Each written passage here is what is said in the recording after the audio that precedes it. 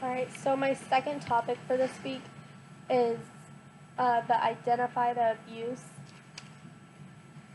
activity that we did. So the main part of it was like passive aggressive behavior. Um, I think it's super common. I see it all the time.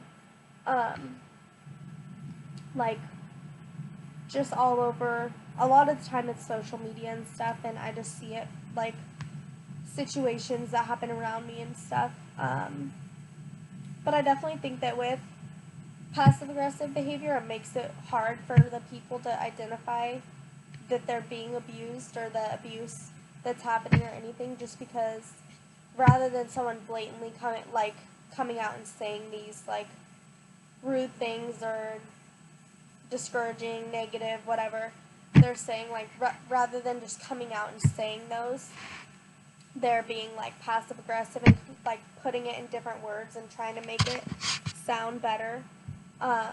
When in reality, like the meaning of it is a certain way. They're just like using their words and trying to make it sound different. It's definitely a way of manipulating, for sure. And a lot of people do get manipulated by the other people around them, and it really is sad and it sucks. So abuse, it normally will like start small, just like a few things here and there. You just kind of notice that are like maybe some red flags, but you just look past them because it's only like, oh, every once in a while you make excuses for them and whatever happens.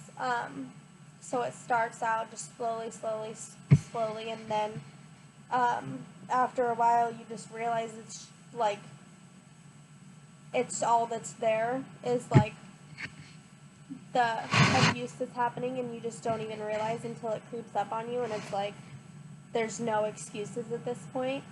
Um, and I feel like another thing, people don't really realize that as much until after the relationship or friendship or whatever it is that they're in is over. Then you start actually thinking about the relationship you were in and realizing that it was toxic or abusive or whatever. They were super passive aggressive towards you, they manipulate you, anything like that. Um, Definitely afterwards, you start to realize, because you were just so brainwashed during that time, that you just like thought that person, that they would never do something like that. Um, People do definitely make excuses for other people's abusive behavior. They'll, like, especially if it's a relationship or a friendship, you'll try to make excuses or tell your family or whoever, like, oh no, it's okay, da da da. And it just is really toxic. And I think it happens way more than people realize. There's just a lot of like the negative manipulating like behavior around. Um, and I just think that life's too short to be around abusive people, even if it's just a toxic friendship, a family member, anything. I just think that all it is hard, and definitely will be a hard situation. But I just think it's best for everyone to get out of those like friendships and relationships and not have that toxic element in their life.